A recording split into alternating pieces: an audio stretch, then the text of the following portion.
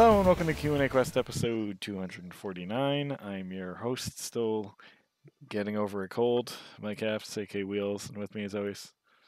Cowabunga, motherfucker, David Bernie Penguin Master. Yeah. And wondering where the censor button is behind my table. Do we have one? We clearly don't, because I've been doing that for many episodes. It's true.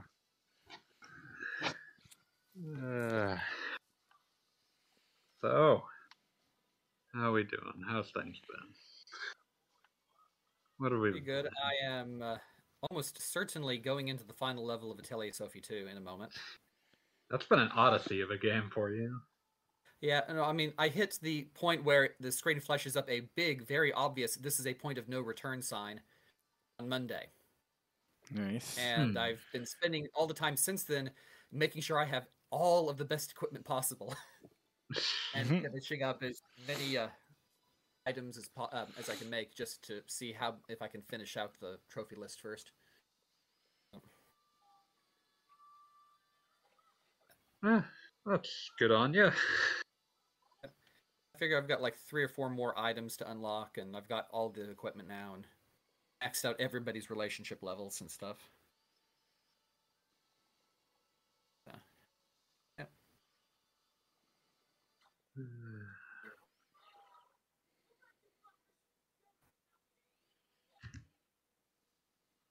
Well, that's good. I assume you'll be probably doing a review of that. Yeah. Sweet. I'm excited. I have to eat crow about a game I talked about and was wrong about. Eat crow, eat crow. Which one? Not Horizon. No, that game sucks. So, I talked about how triangle strategy is this shit get hit. This nice little more lighthearted tactics ogre type game. And then I saw the lovely blood pooling animation they'd put in the game a few dozen times, and no. So did the story take a turn, or did you just suck at a fight? No, the story took several turns. Fair. Prominent main characters murdered. Good. Good. Yeah. It wouldn't be a tactical RPG happened. if they didn't. I mean, I was going to say, that sounds fairly traditional for the genre. I mean, sure, yes. Wheels was hoping for lighthearted, or at least expecting it. I mean, it presents itself that way early on, and you're just like, oh, you're fighting bandits, and maybe, I don't know. Yeah, and then stuff happens. No, you don't have to make any sort of horrific choice like you do early on in Tactics Ogre, but don't worry, the horror comes to you. Yeah. Yeah, it's somewhere in terms of like shit that's going on. It's somewhere in between like Fire Emblem and Tactics Ogre, so it's good stuff. I think that's what's happening in FF Tactics as well. Yeah. But yeah, it's very, very good. The combat definitely will give you like Tactics over Final Fantasy Tactics vibes, with a mix of like Octopath Traveler. There's not Does it have a job system? Does not have a job system. It doesn't have a lot of character customization, and upgrades you can buy are pretty expensive for characters, and they're just like, this mage character does more damage with their fire spells. That puts them into more chess piece territory. Interesting. Yeah, so it's thinking more like Vandal Hearts. Yeah, that's probably about accurate. Also a game with some surprising brutality right around the point where a skeleton starts bleeding. But I've started to get some extra characters that aren't like necessarily story characters. Like there's these stories prompts you can get, and there's like I was playing the tutorial, and it's just like, oh, there's story areas and there are non-story areas. Yeah. But so far, can you walk around town though? You can't. Well, no, I wouldn't say you can walk around town. There are certain points in the story, they call them investigations, where you have to like walk around and talk to people, or you can just I think all of them you can pretty much just leave immediately and continue on the story. But if you walk A around, you can shade of find Shining Force in there, though. yeah, you can find items and important information, and like it's which Recruit Joe Gert. which could be important at certain story points when you're making decisions.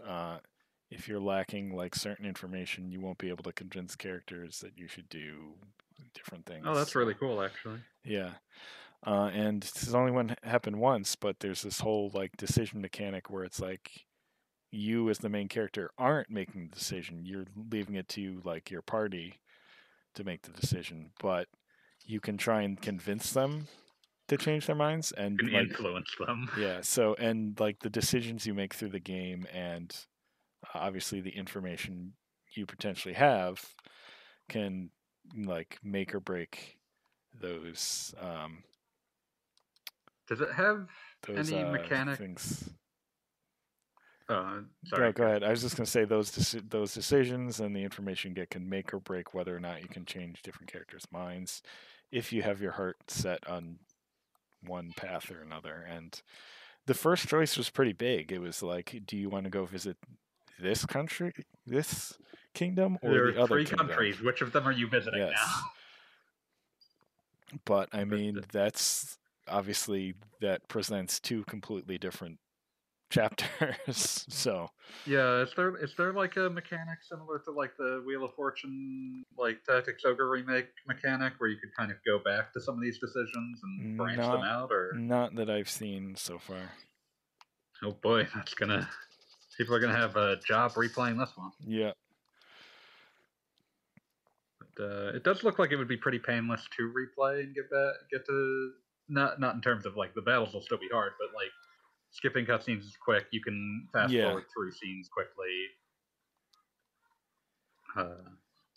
Yeah, and I think you might be able to like switch the difficulty on the fly too, so you can always like start on easy, and then when you get to where you want to go, turn it up to whatever difficulty you want to be on.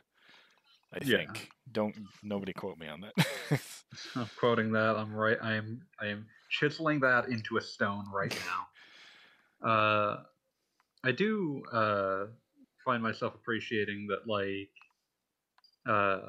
whatever I may think of Bravely Default in general, I think Bravely Default 2 feels like a better game, but it does feel like they improved since then. But I feel like one thing that I do appreciate about Team Asano's games is just that in general, they've resisted the temptation both within Square and within the team to try to push them into an unsustainably high budget territory like they do with a lot of their other games. So like these games actually come out consistently, and like that's why we can get this and other HD 2D games all coming out in the same year. Yeah. And this game does look very nice. Yeah. And it will definitely like give you the vibes you want. Like if you come in here looking for those, because they were never going to make an FF Tactics style game with the kind of budget that like their big games get. So, oh god, what the hell was? We're gonna have to talk about this later, but trying to remember what that thing they announced today was with the terrible name. Yeah. Weirdo name Chronicles, the chronicling. It had like Dio in it. Oh, different game with a odd name. Okay. Yeah, no, this was from the State of Play. We'll get to this. Yeah. Dio Field Chronicles. Yeah, that's it. Whatever. Yeah, whatever name. But yeah, don't. Imploring people, please do not sleep on Triangle Strategy. I do not want to see this game bomb because it's wonderful, and I want more games like this. Please, give me. Yep, I'll be picking up my copy with my first paycheck, which should be on Tuesday. So yeah, it's highly recommended. I'm trying to think of any other things I can say about it. Oh, I was just gonna say, like, so far all the characters I've gotten have been like unique. There's other than like a ice mage and a fire mage. Everyone's like unique. Like I have I have an archer that flies around on a bird. I have a healer, and I just got a healer that rides on a horse that has different healing abilities than the other healer. Uh, see the main character and like his, I don't think he's a butler, but I'm gonna call him a butler. Are both like sword type characters, but one has offensive abilities, and like the butler guy has buffs. Mm. So even though they seem like the same sort of melee type character, their abilities are different. And you also get a guy on a horse, a knightish type Mm. guy, and yeah. What's the other one? And you have a spy that can do 2 actions a turn instead of 1, which is exceptionally useful. And they can also turn invisible. I'd say almost broken, but okay. That's Well, they can't do a lot of damage, but yeah, Also, they're the game seems to be slightly quite hard, broken. especially on the mode Wheels is actually Oh playing on. yes. I've already had to replay a few battles that I failed. One's one of those classic ones where it's like you don't have to kill anything, you have to get a character to one of these squares. So I That just does make kind of cheated my way through as much as I could. The nice thing though is if you fail in a battle, you like keep the experience you gained in the first run through. So if you get like stuck on a battle, you're actually going to keep gaining experience, and eventually you'll make it through. So I think that's a nice touch. So you'll never necessarily really get hard stuck anywhere. So no, it's really very good, and honestly has pulled me away from Elden Ring for a bit, which I'm still playing, and is which is still impressive. absolutely fantastic. So, but man, yeah, I keep itching to go back and see where the story's going and see what new characters they get and whatnot. It's quite impressive. Hmm. Really hoping people don't sleep on it. So, Yeah, I've been exerting influence upon my brother, who was a big FF Tactics fan back in the day. Like, this is probably the kind of game you want to be playing. certainly sounds like it. yeah. Yep. And yeah, like I said, I'll be picking it up. I haven't played too much game. I've been getting used to the work routine, and that's been so it Understandable. takes it takes some getting used to. But I'm getting into the swing of things, so I should be back to maximum gamer sometime the next week or so. But my copy of Da Hack GU Last Recode shipping. Nice. Yay. Did it I actually can't wait ship, or just it got just they charged? took my money. Okay, I'm that's just good. saying they took my Nice. money. Yeah, uh, I had a slight freak out this morning, which I told you. yeah, that's what caused me to have to check, and I'm like, oh no, Yeah. they have taken my money, buddy. Let's see, but yeah,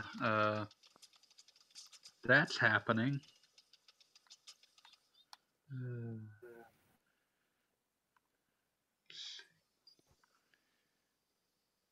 But yeah.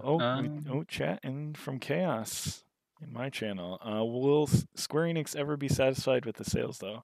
I mean, I think they've been pretty level-headed with the sales for these sorts of games. They considered Octopath a pretty big success at like 2 million. Yeah. So So yeah, we're not dealing with American companies' sense of what should be a success. yeah. No, I mean, old school. Well, not old school, but like Square of about 10 years ago was buck wild in what they were expecting out of everything. And then they kind of learned from everything that happened to them because of that.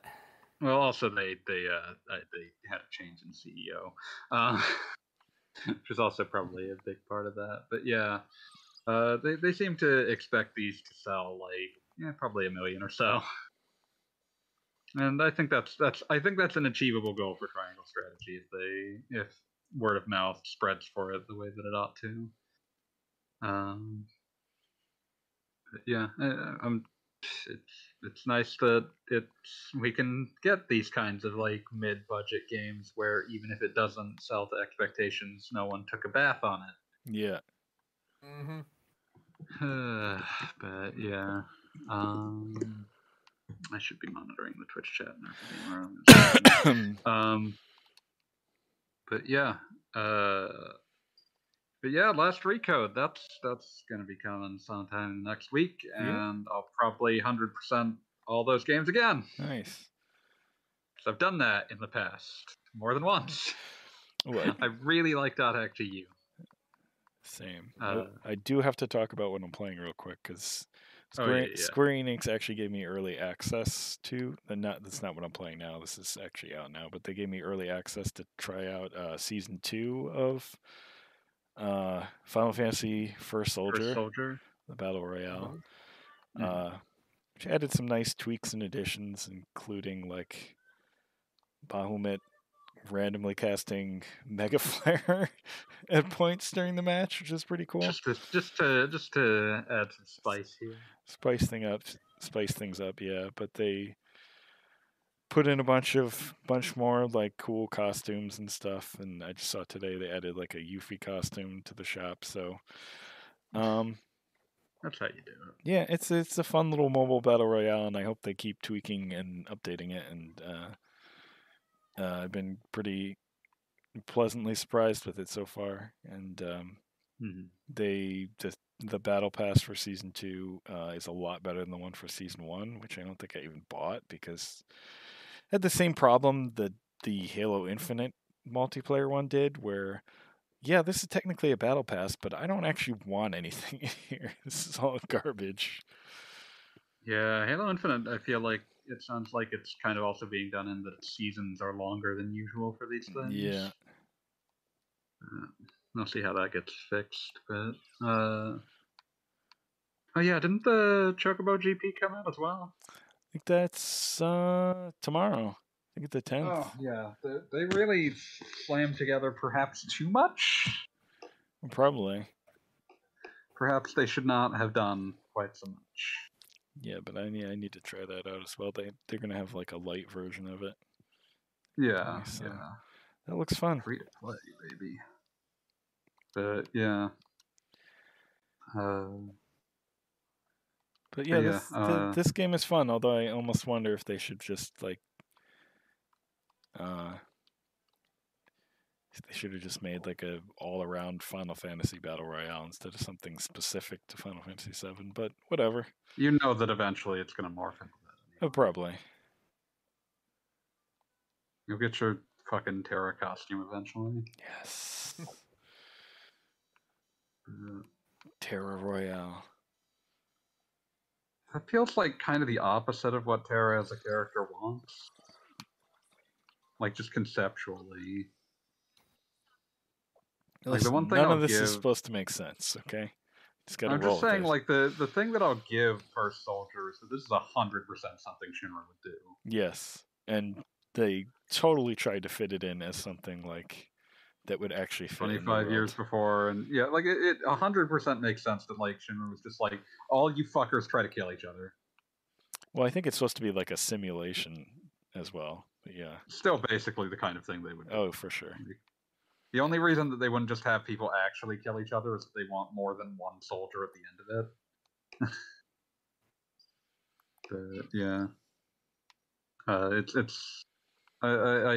I respect them finding a way to fit it in the lore in a way that actually does feel thematically appropriate. Yeah. Where something like just an all Final Fantasy battle royale would be kind of more thematically confused.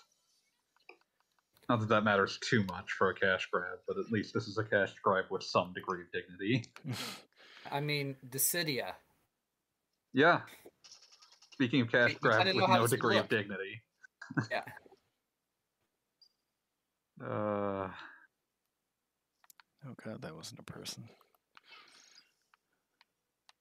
I once got into an online discussion that involved people getting very, very mad at me for saying that Dissidia on PSP is not a good fighting game. It's a fun game. It's a bad fighting game. Yeah, I would never call it a good fighting game, and I like the game. Yeah. Let's see. Its mechanics are weird as shit. That's not even the problem. Like once you understand them, it's just like it's kind of rock'em sock'em robots in a lot of ways. Shit, somebody with a Yuffie costume. Oh god. Steal it. I don't think it works like that, unfortunately. Imagine how pissed people would get. But yeah, everyone who likes good RPGs from the PS2 era, please consider investing in .exe last recode on your console of choice. It's extremely cheap on PS4 and Steam, Yeah. basically all the time. And now it's going to be on Switch. I love it so much. It's so good. Let's see. Beyond that, moving on. So there's some news today. Do we care about any of it? I mean, I care about the God, why can't I remember that name of that game now? The House Marquee game. Oh, the Returnal, Returnal, yes, the Returnal expansion. updates. Yeah. Isn't it like a full expansion? It seems like it, but I don't think it's. I think it's free. They gave it like a subtitle. Yeah. But they're adding co-op and they're adding like some kind of other mode to it. Seems pretty cool. It seems like it'll make it a bit of a stronger overall package. Yeah. There's some other stuff that I'd be excited for in essentially any other circumstance. Let's rip the Band-Aid off. They announced a Valkyrie profile thing? Mm-hmm. A thing called Valkyrie Elysium. Mm-hmm. And I was very excited when I hadn't actually looked into what it was and found that Tri-Ace is not making it. Yeah, that's the first thing I noticed people were commenting on. It's like, oh, we don't see Trice's name on this anywhere. Yeah, it is. The press release says it's being made by a company called Soleil Games, spelled like the French word. The only, yeah. So Soleil, in the past, has made a Naruto MOBA. Gross. And they made that Samurai Jack game that came out inexplicably in the late 2010s. Long after the cartoon had both been revived and reconcluded. Nice. And they have a couple of other things that are due out, none of which I have ever heard of. Oh yeah, and they also made something called Ninjala, which I posed to Wheels that I didn't know what it was, and he said it's that free-to-play game on Switch, and I said that doesn't narrow it down at all. It's a free-to-play ninja game. Still not narrowing it down that much. But yeah, it's a company that like this. There is nothing to say this game won't be good, but I am now unequivocally much less interested in it on site. I need to see a lot more of it to care. Fair enough. Apparently, Tri-Ace was busy putting all of their efforts into Star Ocean 6. But yeah, so there is a Valkyrie profile-ish thing. So we'll see on that.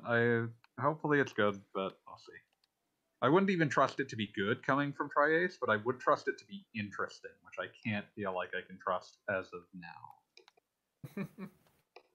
Like, Soleil does not seem like a bad contract developer, but I know very little about their work except the stuff that they have made has been very, due to the nature of the contract work they seem to have taken up, it has been categorically largely unambitious. So we'll see what they end up doing with this. So that's coming to PS4, PS5, and PC. They announced some stuff that wasn't RPGs that are cool. I think we're at least a third of Teenage Mutant Ninja Turtles podcast at this stage. So. Yes. Teenage Mutant Ninja Turtles: The Cowabunga Collection. All the games. 13 Ninja Turtles games. All 4 NES games, both arcade games. Both Super Nintendo games, both Mega Drive games, and all 3 Game Boy games, all in one package. That's fairly ambitious right there. Yeah, it's a lot of games. You get all 3 versions of Tournament Fighters, so you can remember why there are 2 of them you don't play. You get both the arcade and Super Nintendo versions of Turtles in Time, so you can remember why the Super Nintendo version is actually an improvement. You get the weird Game Boy game that's a weird pseudo Metroidvania, Radical Rescue. You get the NES sequel to the first arcade game, Manhattan Project, that's never been re-released at any stage. That's actually worth the submission. Yeah, I think it's like $40. Like honestly, for all these games plus a bunch of like it's being made by Digital Eclipse, who did like the first Mega Man Legacy Collection. They did the recent Disney Lion King, Jungle Book, Aladdin collection has like both versions of Aladdin and a bunch of like production art that's really fascinating because they put that collection's fascinating because it has a pre-release CES demo of the Genesis Aladdin from when the game was like 6 months out, and that means was maybe half done. And so they're a company that has a very good track record for including a lot of very interesting production art and notes. Short of M2, it's probably the best company you could have hoped to see on a project of this nature. Congrats on winning. Cool. Thank you. But yeah, so Cowabunga Collection, that looks cool as shit. And it's coming to everything. It's just coming to everything. As is common, all these announcements came from Sony's State of Play, which is their like Nintendo Direct analog, and they have taken up Nintendo's handbook of you just put your logo at the end of the trailer and then let implication do the talking. But yeah, almost everything announced that wasn't Returnal was coming to everything. There was the previously alluded to the Diofield Chronicle. It is seemingly trying to hit that same, like, what budget can we put behind a tactical RPG and, like, make a decent profit thing that Triangle Strategy is also doing. It looks uglier. It also looks weird as hell. Yeah. Aesthetically, it doesn't necessarily mean anything, because I've played some really wonderful weird as hell games. Yeah, mechanically this looks weird. Okay, good. Okay. It's like partially real time. Partly real time, and it's like it doesn't appear to be grid based. Okay. So it definitely is different. Aesthetically, it sort of looks like what if Fire Emblem was lower budget. But it could be interesting. Apparently, it comes out this year, and it's also coming to everything. Let's see, what else was there? There's like a re-release of a JoJo fighting game from like 8 years ago. Okay. There's a Dino Crisis game not called Dino Crisis. It's called like Exoprian or something. Exoprimal. Exoprimal, that's what it was. Like, is that the same thing that like Capcom announced like a year or so ago at the PS5 launch, or is this a different? Maybe? I don't know. I saw someone on Twitter describing it as like, there's tornadoes of dinosaurs, and you anime dudes get in mechs and fight them, and it actually looks kind of fun. Yeah, if you totally asked ridiculous. me, yeah, this is coming to everything that it can feasibly fit on, which means PS4, PS5, PC, Xbone, and Series X. It sounds like it's maybe a little too ambitious for the Switch. Maybe we'll see it on the successor to the Switch. But in any case, this I would not be surprised if maybe this started as a Dino Crisis game and then turned into something unrelated. Mhm.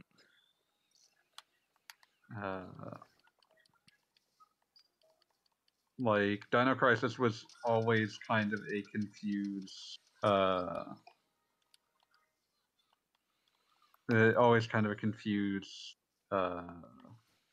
IP in terms of what its relevance was in the grand scheme of things. If you were to ask me, though, the second that they decided this wasn't a horror game, it ceased to be a Dino Crisis game if it was ever pitched as one. Sounds about right. Yeah. And then the last thing they announced was a Gundam hero shooter, so Weird. that's something. State of play, and the state is currently weird.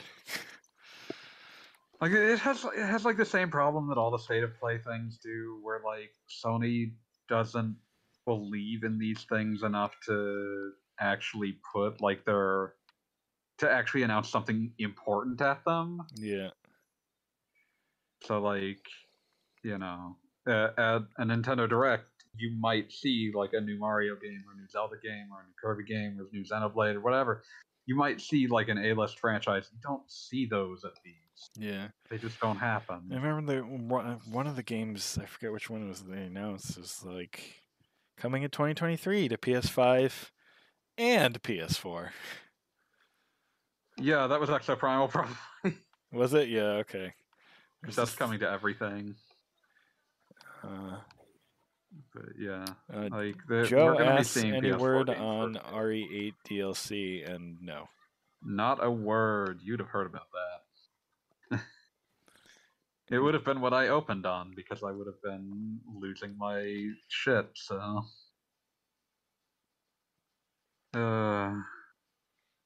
this did, however, arrive just in time for it to bury the story about Sony getting hit with a class action lawsuit over sexual harassment and discrimination.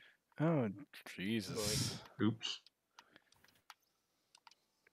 Can't imagine how that could have happened. What the hell is this? Let's see. Is it a big gun? I would expect it's a big gun. Seems to be some kind of laser. It says you can't, and So I it can't is a big even. gun. You can't even ADS with the weapon. Jeez. Yeah, I don't like being too glib about serious lawsuits, but it is one of those things where it's like, yeah, I just expect this at this point. Yeah. We've been hearing rumblings about how Sony America is run for at least a few years now, ever since there was a big expose about how Naughty Dog is run internally. So the idea of them getting hit with a class action over sexual harassment and gender discrimination based off of just that is not the most surprising thing in the world. I kind of expect this out of most of these companies, otherwise, but it sucks. Let's see. But yeah, that was kind of the big news that we had, was quote unquote big. There were some new announcements, some of which looked at least mildly interesting. It's end of fiscal year. There's not a lot that people want to talk about yet. Is there anything like there's still a few things that I think people are trying to sneak out before end of fiscal year. Oh yeah, Kirby's out this month. Yeah, speaking of sneaking something out before end of fiscal year. Yeah, I think I'm gonna have to wait on that one, sadly. Yeah, there's just so many games. Yeah, guess what else is out this month? Rune Factory 5. Oh yeah, you told me that, and I Yeah. said fuck, and then allowed myself to forget, and then you said that just now, and I said fuck. Yeah. Let's see what we got. Oh, Joe's saying RE4 has not been ported to PS5 or Series X yet. Whatever backwards compatibility. Yeah, they're just gonna keep selling that version for the time being. WWE 2K22. Oh, Persona 4 Arena Ultimax. Yeah. Oh yeah, Strangers of Paradise. Fuck. Yeah. Ghostwire Tokyo. Fuck. Oh yeah, they showed some more of that. I have not looked at it yet. Why is everything coming out this month? You remember that thing I said about the end of fiscal year? Oh, right. Duh. Yeah, as it turns out, everyone who wants something on their balance sheets right before the end of the year is like a last boost before they have to say whether they hit their targets, is putting all their shit out now. But don't worry, the onslaught continues in April when we get Chrono Cross the Radical Dreamers edition. Fuck. Fuck. Don't worry, that one's only $20. Oh god, the Switch version of 13 Sentinels is also on the 12th of Yep. April. Yep. Get fucked. And that version, that one MLB game I have to purchase just for the novelty of a Switch game with PlayStation Studios on the cover. Oh, I'm gonna make you play that. We're gonna play some baseball. Sure. I gotta at least understand what a baseball is briefly. But yeah, things will slow down a little after that. I don't think we care as much about whatever the hell is happening in May. Unless you're a big fan of of Evil Dead the game, I think that's just Dead by Daylight. Yeah, I don't think any of us is too concerned about what's happening in May. Yeah. So we'll get at least a break until June when we get Fire Emblem Warriors 3 Hopes and Mario Strikers back. Fuck. Then let's talk about September. You're gonna die. Yeah. September is the probably 100 hours Xenoblade Chronicles 3 and Trails of Zero. Yeah, speaking of things that are 100 hours long. Yeah. Oh yeah. You guys are making me glad that I don't really connect my life that much to the release cycle of games. Oh yeah, we're both dumb as hell. Yeah. No, I've been trying to dump off any like random shit I've bought that I'm not gonna play. So I had forgotten that this is something that actually was delayed this week. For Spoken.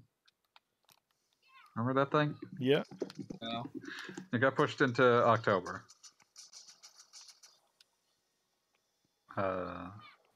Still very wait and see on that. It's one of Square's like first big like this is a PS5 game. Could be neat. Could be terrible. Yeah, Could be both. I hope I like it more than the sample dialogue they've given. I'll put it that way. Oh, good. Steam hasn't updated its release date yet. It still thinks it's coming in May. That's very cute. Sweet.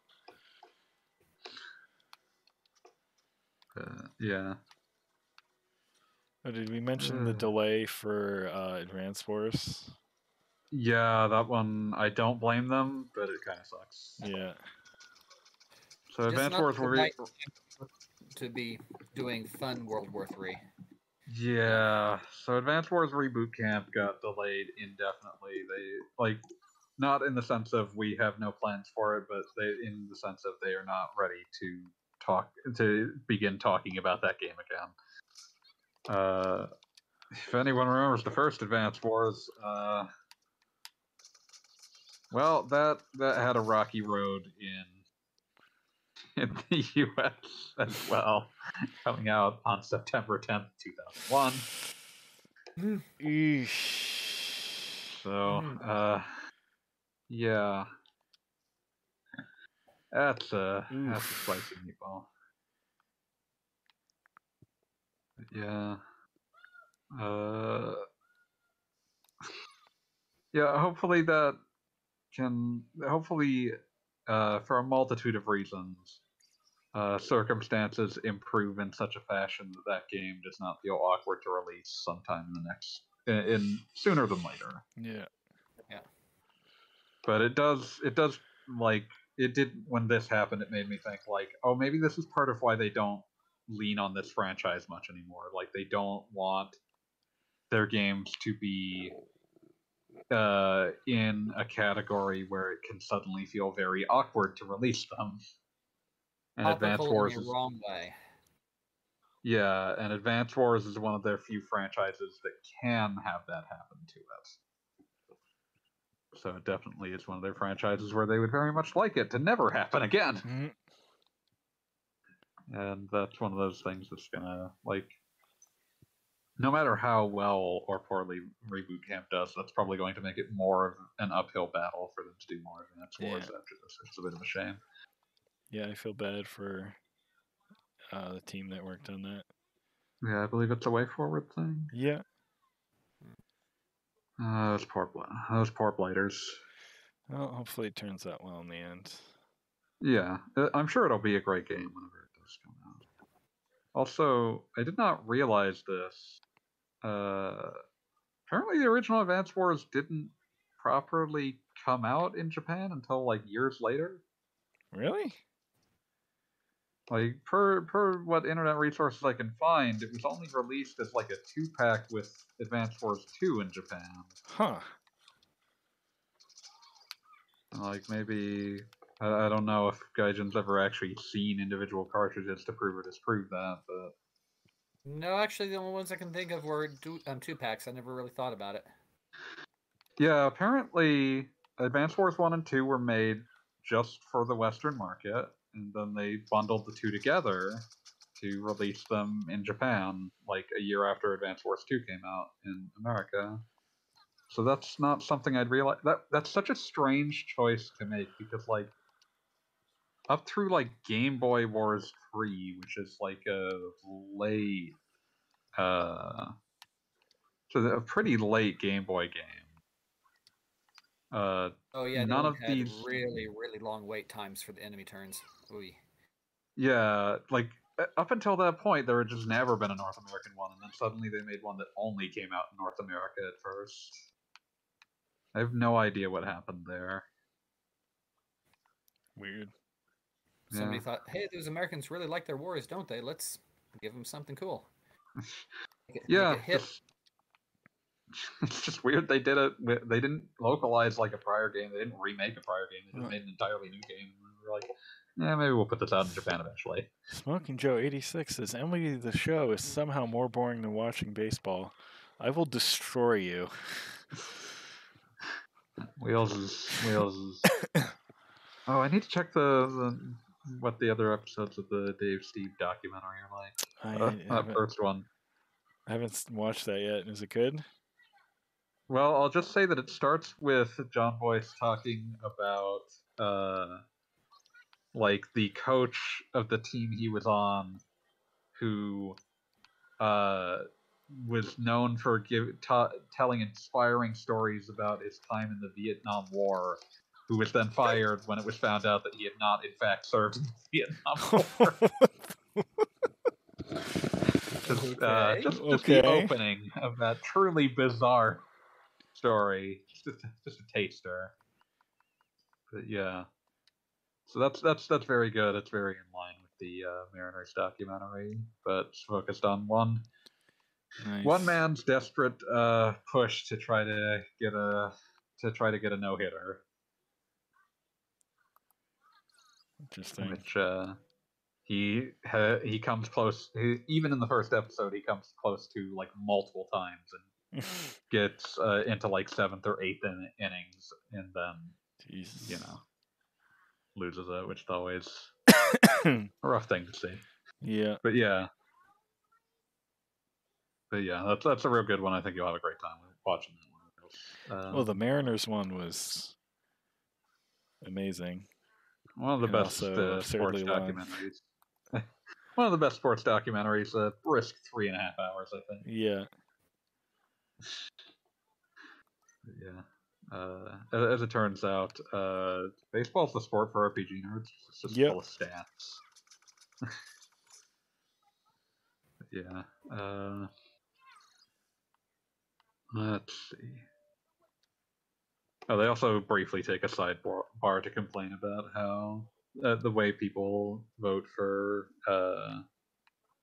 like pitching awards based on like how how much it always ends up revolving around players who are on successful teams, even if they are not actually great pitchers. But, Mhm. let's see. It does not appear as though we have any new questions, unless someone in the chat wants to provide us with some. But let me see if I can find. Smoking Joe, give us a question. That is an option. You have that choice. Hey Joe, what do you know? Hello, Joe. Okay, questions. Let me pull up some of these though. Can't escape.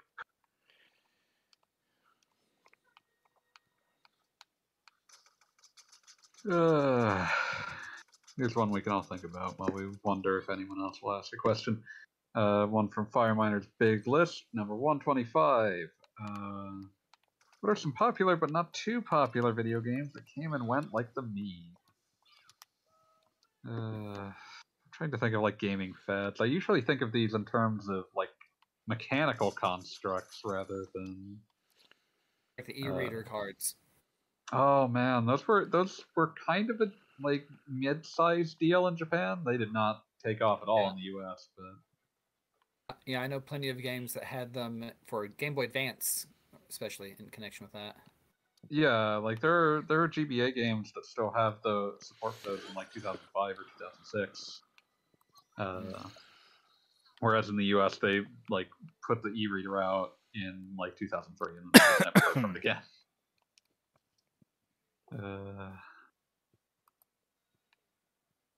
Just was not fit for how Americans consume portable content.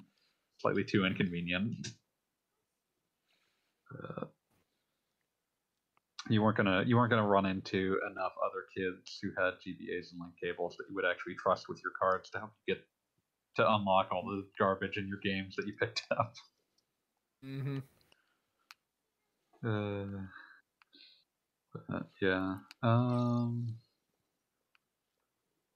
Think about this a lot in terms of like the way games were designed and how that interfaces with how they like the technological and budgetary limitations that exist when they were made. So like one thing that I think about a lot is the amount of block pushing puzzles in PS1 games, which are profoundly common because they are something that you can do with essentially zero ambiguity in 3D with objects that are very easy to construct from a very small number of polygons.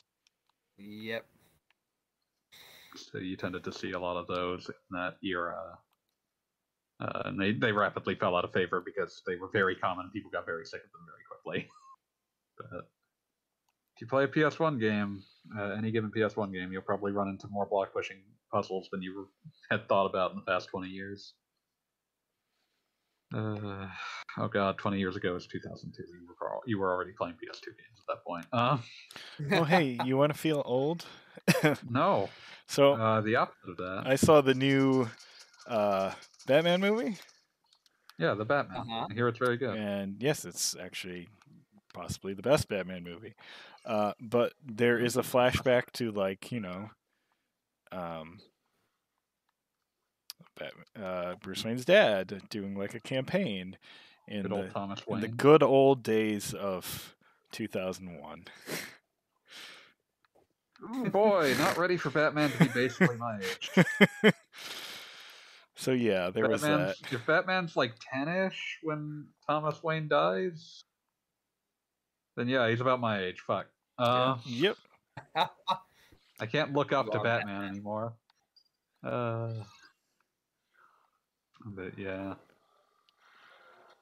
But yeah, that movie is great, and it's like the first time I feel like they've captured like Batman as a detective in a movie, instead of just being like mostly an action blockbuster. An action man who has sci-fi things that detective for him. Like there's a bunch of scenes of like him and Gordon investigating, like you'd see in like the old Batman animated TV show. It was wonderful. That is very intriguing to me. I'm looking Yes. forward to when that hits streaming so that I can sit down and watch that at my leisure. Also, I think Colin that's supposed to Farrell be 45 days then. plays the Penguin, and I had no idea it was him. I mean, respect for going with a completely different look for the Penguin. Yeah. Last time we had Danny DeVito, now we have him, and it's good. That's a character that can withstand many interpretations. So it's Yeah. good to see him again. Yep. And I guess the Riddler's also in it. I have no idea what that Yes. interpretation looks like. It's cool. Nice. Yeah, I'm glad that every 10 years we get at least one really cool Batman movie. Yeah. Yeah. The last one was Lego. Yeah, Oh, that one was good. that was a wonderful movie. Yeah.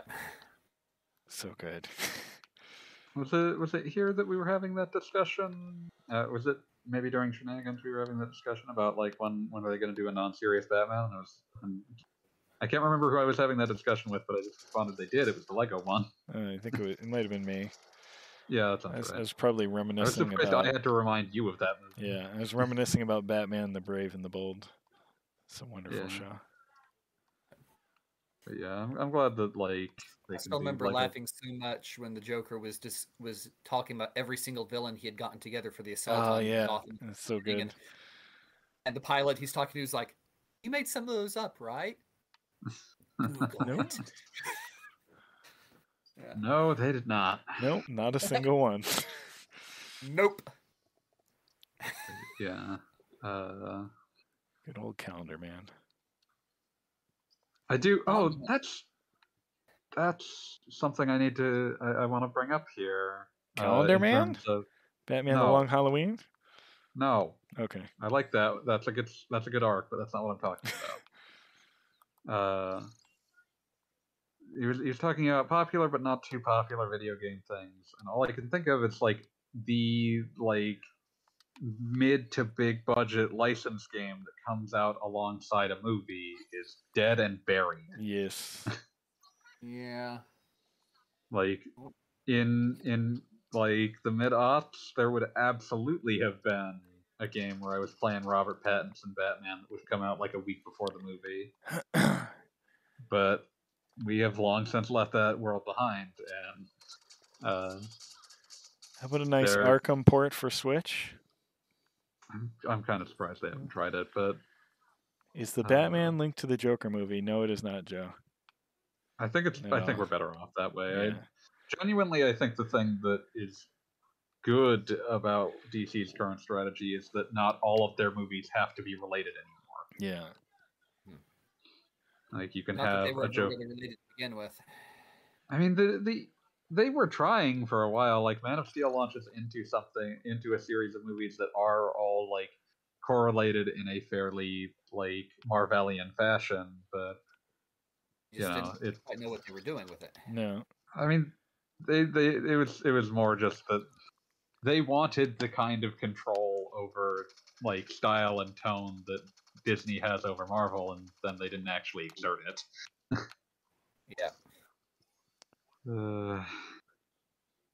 But I mean, this strategy at least means that like, oh, I can watch this Batman and not feel like I am missing something, and also it does not have to like I don't have to square it away with some other like film style and tone. Like that's nice to me. I like that. It feels weird to say that at this stage, to me, a disconnected superhero movie is a novelty. But here we are. Yeah. Get ready for Morbius the Living Vampire, Wills. No. Pass. Even Wales, even in all of his Spider fandom, will not be seeing No, thank you. Morbius the Living Vampire. I barely remember that character from the Spider-Man animated series in the 90s. He is an extreme also ran. I am very curious what happened to let that film exist. I mean, he was I cool know in the that 90s. I He's mean, an extreme also ran, and you know it will. Yeah, no, I'm not defending him. but so He's is Big terrible. Hero 6. Yeah, but Big Hero 6, made that work by disconnecting itself from everything entirely. Yeah. Hey, Morbid Fates, and you are absolutely correct. I completely screwed up the end of that game. Oh, first Shouldn't Soldier? have followed a character into a building, and also accidentally That wandered is into the storm. that is failing a spot check. Wow. Yeah, no. Unforced error. But yeah, like, what were we talking about? Batman. I lost track after Batman. But yeah, in general, like it feels weird to say it, but yeah, like a disconnected franchise movie is. Oh yeah, Morbius the Living Vampire. Extreme also ran. Like I think they're also doing a Kraven the Hunter movie, and he at least sounds like a character you could make a movie about, even if it would not appeal to wheels. I guess. He is at least someone who has like a personality. Yeah. Like you make a Kraven the Hunter movie, and you have like an obvious concept of this is a person driven by obsession who's going to do something very dumb. Mm-hmm. But isn't the chameleon supposed to be in that one too? I mean, I could see him trying to hunt the chameleon. No, I mean, in the comics, yeah. the chameleon was his brother. Plausible. I could not speak to the many twists and turns, but yeah. I don't know. I mean, it's still like, regardless of your thoughts, it still honestly makes more sense than frickin' Morbius the Living Vampire. Yeah, no, that's true. He is the half brother of Chameleon per Wikipedia. Yeah. Still, I mean, Yeah. there is a reason to have that character in on that movie. Oh yeah, it wouldn't surprise me. Yeah. Yeah, I kind of miss the mid-budget. But I'll put it this way: the last time that there was a game to go along with a new Batman movie was Batman Begins in 2005. Wow. Jeez. The last game that I played that was a direct tie-in to a movie that came right after it was probably that one. Oh. Kanata. Oh, it was this weird anime movie. Actually, kind of. Just the game had nothing to do with the movie. No, there's not Except, a Sandman movie in the works, Joe. And Morbid Fates, yes, Ranger Melee in this game is terrible, and I try to never use it. Oh, Senpai, I remember what this game was. Okay, Kanata and the Magic Mirror was the game. No. Magic Mirror that was ever had any of the movie. Hold on, I'm gonna try and put it toddler to bed. They were I'll be both right about back. this. They're both about this little pocket world where all lost things went, and the movie was about this teenage girl trying to get an old family heirloom or something back from that world, and the game was. It turned out the game was actually about her son in the future, and about how he felt like neglected or nobody paid attention to him, and he fell through the cracks and into this world, and had to escape. And that's an interesting way to try to try to make something that maybe has more game to it. Yeah. Yeah. Oblivion Island, Haruka and the Magic Mirror. There we go. Yes, Hataraka Najima. Yeah, that was it. Yeah. Excellent animation of the year, the 33 Japan Academy Prize. It was a beautiful movie. Yeah, it seems to. It was cute. Lots of toys. Yeah, I had not heard of this, but it sounds honestly interesting. And my review is on the old site if you ever want to check that out. Yeah, I saw when I looked up Kanata and the Magic Mirror, I immediately just got taken directly to RP Gamer. Yeah. Yeah. Maybe I'll look into that. But yeah, like that kind of like movie tie-in game as a console concern, died out pretty early in the like 360 era. Like, it's telling Too that expensive to make them. too expensive to make, not enough time and material to make them from. Like, it's one of those things where like the whole point is to get them out in time for the movie, so that like the marketing is cheaper and that they get a lot more eyes on them. But as game development cycles got longer to the point where they were often longer than the gestation period of the movie, it just wasn't really possible to do that anymore, so they just stopped. I mean, you did get Scott Pilgrim. Yep. But, But that is as much based off of the comic as the movie. yep.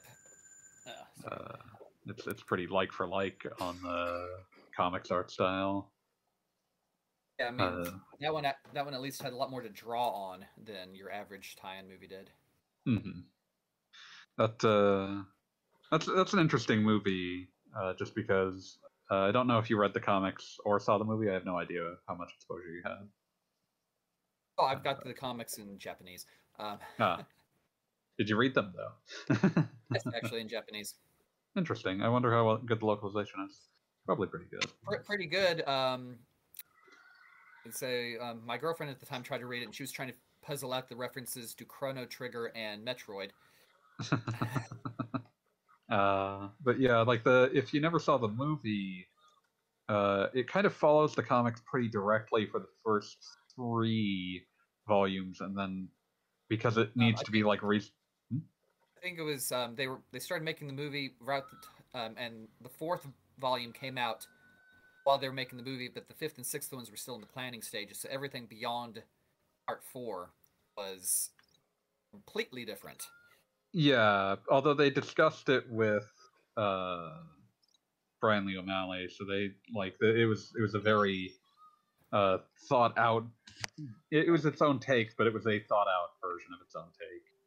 And they deliberately changed the one chapter that was like the existential dread of this random Canadian department store. They changed that section entirely, not because it was from later than they had made the movie, but because they just didn't want to try and do that in a video format. Yeah, it's a lot of work. So instead, they had the movie star boyfriend with stunt doubles, and that was excellent too. Yeah. Ironically, the original intention was that both the movie and the comic would have Scott end up with someone, like not end up with Ramona, and they would both have different ways for him to not end up with Ramona, and then both of them find their ending. Are we talking about Scott Pilgrim? Of course, we're talking about Scott Pilgrim. Oh, I just got my KO edition in today. Nice. Well, that was one of the games I picked up for Switch on Monday. Nice. Did you play any of it yet? Nope, because I'm not actually starting anything new until I get this sucker done here. Oh, that makes sense. That makes sense. Oh, hold on. One of my favorite things in that game is that the first level has since it's a River City Ransom style game, it has the store. It has the rental store that Scott racked up like $500 worth of late fees on. And it's the best like upgrade store in the game, but it requires you to pay his late fees before it'll let you do anything. So that's one of my favorite anything. That's one of my favorite things I've ever seen in a game. That's a really good joke. Let's see. Any other like briefly popular like game pads? Because like licensed games still exist, but the big budget console one is gone. We just get like tie-ins to ever-present brands like the Avengers or Guardians of the Galaxy, that sort of thing. Yes. See, and I would really, really like those rumors for a Batman Arkham collection on Switch to come true. There's no smoke on those. I assume there'll be fire eventually. Yeah. Okay, something that seems to have died down a bit in Japan is the attempts to make multimedia franchises. Oh, polymorphic content, baby! Thank you. That was the term. Yeah. I mean, I know level 5 would love to manage to strike lightning again, but they haven't managed it yet, and most of the companies have. I'm thinking of I like feel some like really crazy stuff, like from 20 years ago with Choco Vader. yeah. I was Where thinking. I was actually. that was a Game Boy Advance game. That was an arcade game, and that was also a series of collectible cards with chocolate. Huh. And I the remember you arcade talking game and about the this cards one. were the source for codes that you could use in the Game Boy Advance game. Mm-hmm. Square had like a real propensity for trying to force these to happen in the late aughts. There was, of course, things like compilation of F7 and their abortive attempts at Fabula Nova Crystallis, World of Mana, that sort of thing. But I was remembering some of their like late aughts PS2 work where they were trying to make this happen, like Code Age Commanders, which had like a tie-in manga in their like manga magazine. It's like I mean, they'll still do Joker, tie-in whatever. mangas. They will. Yeah, well, I They will don't do. just mean tie-in mangas. There was a bunch of other stuff that was supposed to tie in with Code Age Commanders that all kind of tanked. But the other one, the much more obscure one that I was talking to a friend who was a journalist way back in the day who still had some contacts who had worked at Square at one time, and I brought up a game they published for the PS2 that is an obsession of mine called Heavy Metal Thunder. Heavy Metal Thunder? Yeah, Heavy Metal Thunder. I'm gonna explain that one. Yeah, I'll explain this for Wales' benefit in a bit. But as far as we could piece together, it sounded like this was probably meant to have some tie-ins that fell through because it's a tie-in to like it has TV Tokyo and Satellite involvement, and some other companies are involved that are like more media production companies. And there's nothing to go along with it. It's theoretically, apparently, they hired the creator of the manga back to do some of the designs, and it's like, okay, you had all sorts of ideas for this, and by the time it was time to release it, you had given up on all of them. So I'm gonna explain Heavy Metal Thunder for Wheels' benefit. So Heavy Metal Thunder is a PS2 game from like 2006, published by Square Enix, developed by Mediavision. That's how I first found out about it. I was looking into Mediavision's catalog.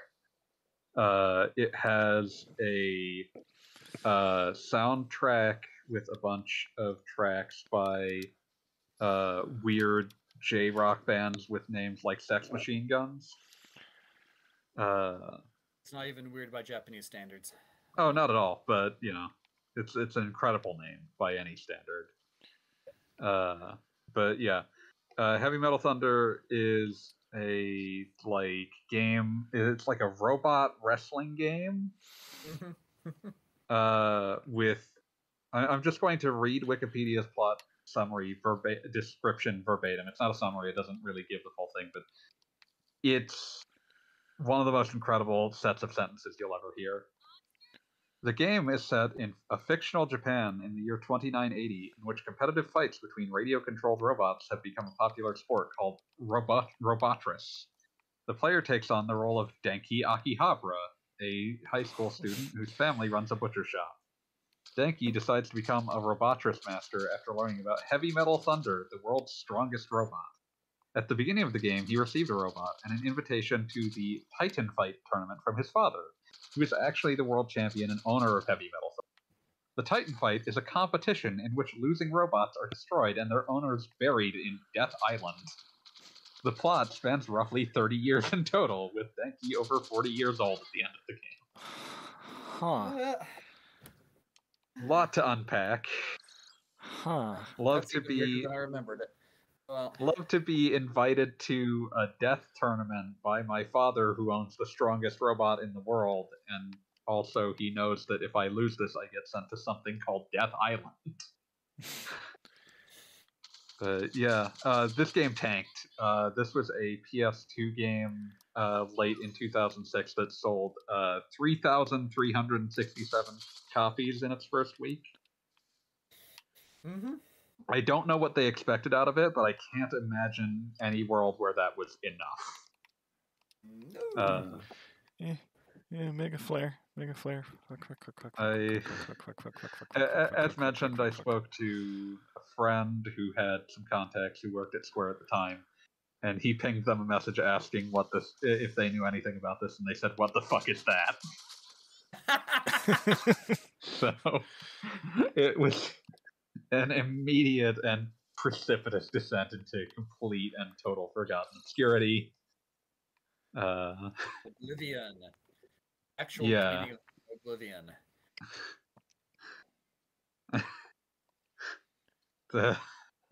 Apparently, I'm going to quote this one verbatim. What the even the most remote memory of this existing. So yeah, not any great surprise that this has never been spoken of again. Never been re-released. Likely never even remotely considered for localization. But I want it. I want it really bad. It sounds like it could not possibly live up to how brutally insane its description is, but I am in love with that description, and I like. I just want to play it. I want to play it in English, but it's never going to happen, and my Japanese is never going to be good enough for me to be able to play it. But I can dream the impossible dream.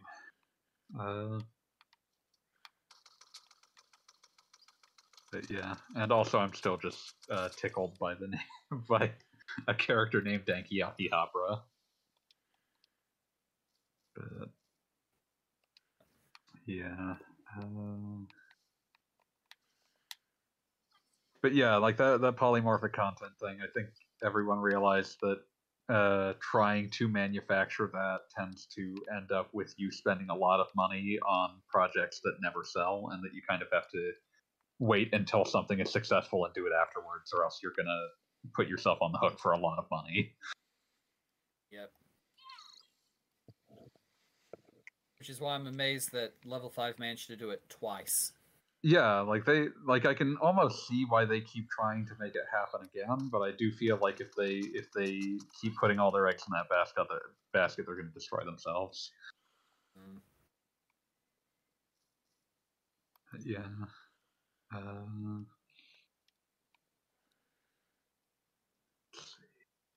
Can you think of any of these wheels, like these briefly popular things? Because I mean, like we get these a lot.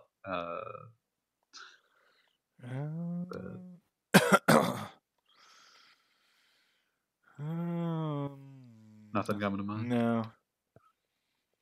Oh, I had another one. In the wake of Metal Gear Solid 2 and Splinter Cell, there was a arms race of really bad also ran stealth games for PS2 and Xbox. Oh yeah. Siphon Filter. Like, Siphon Filter is older than that, man. Oh jeez. That's more of a follow the leader syndrome. Yeah. Although I do think that like that's kind of a part of this as well. Like, follow the leader is what kind of inspires these things to become more than also rans, because like you see. Like he brings up Mies, and like you can tell that those were a brief flash in the pan just by looking at the late Xbox 360 era avatars, which are basically the exact same thing. Remember those? Very silly. The Xbox avatars, yeah. Yeah. It was like, oh, it's Mies. Oh, we're 4 years too late to that. Yeah, I really just wanted to bring up games no one's heard of or thought of in 20 years, like Rogue Ops and Stolen. Alpha Protocol. No, that's not the same thing. That game owns, though. Bring that back, Sega. I know you still own the right. That has like the best conversation mission I think I've ever seen in a game. I love that there's an entire mission that's just a conversation.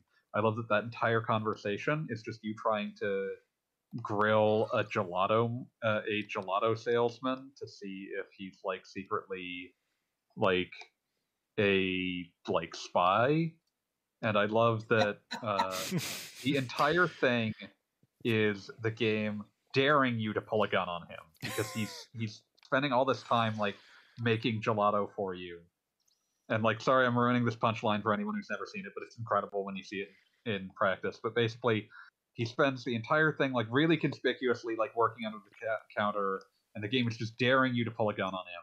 And if you keep holding back and keep holding back for the longest time, eventually he will just like you'll realize that he doesn't have any information. And right as he's doing that, he like his hands leave being under the counter, and he's just holding up like 2 giant gelato cones, and he's just offering them to you. It's like, oh, that's incredible. That game's very interesting and very strange. It has another one of my favorite, one of the more interesting takes on like dialogue trees, just by virtue of the fact that they built your player character is built on the concept of you are never selecting what he thinks. You are selecting what he thinks will get him what he wants from the person he's talking to. So like the game is built in such a way that there are circumstances where you deliberately want to make people not like you. And in fact, that's one of the only ways to... There's like one character, there's one villain that you will never get the chance to... Like, he kills like a side character, and you never get the chance to actually fight him unless in every meeting you had with him, you selected an option to piss him off as much as possible, such that near the end of the game, he takes a stupid risk because he personally wants to kill you. And that's the only chance you have to like take vengeance for that side character. Like, Alpha Protocol is a really interesting game, and it sucks that it sold like shit. And it's really cool. I think it's actually also been delisted from basically everything, which is also very sad. Is it not on Steam anymore? I don't think so, no. It's a shame. So it's now obnoxious to play as well, which is a shame. It's not backwards compatible on Xbox. I don't believe so, no. I'm confirming to you that it is not. Oh, yeah. But I still have my Steam copy. Same. Also, hello, Tam. Hello. But yeah, it's... I love Alpha Protocol. It's a weird, flawed little gem that is basically lost to time. And also, that is a game... I'm going to bring up just some other random bits that are incredible about it. That is a game that at the end of every mission gives you 2 different stats depending upon lethal and non-lethal kills. You have... Or takedowns, I should say. You have... for lethal, you have orphans created. And for non-lethal, you have medical bills. just to hammer home what you're doing. It's a very odd sort of game. I'm a big fan. There is a segment where you can raise your... You get an email from like this praised conspiracy theory guy, who I believe is played by Nolan North at his most that guy, deranged sounding. And there is a section where he sends you an email, and you will raise his... you will gain trust with him by sending him time cube excerpts back. Which is beautiful and horrifying if you have ever been exposed to time cube. What is time cube? Time cube was the extremely offensive and nonsensical ramblings of a paranoid schizophrenic that found its way onto the early internet. Oh. It was It was not related to Hypercube. No, not at all. Not at all. Okay. Time Cube was a man arguing that all days were 4 simultaneous days because of something about cubes, which is weird because cubes have 6 sides. But whatever, he was clearly a very unwell man. Don't actually read it. It's extremely offensive to essentially everyone. But yeah, it was mimetic to pass around on the aughts internet the ramblings of the self-styled Dr. Jean Ray, Doctor of Cubism and Wisest Human. Huh. What So- question did I walk in the middle of? Oh no, I was just talking about Alpha Protocol, Oh,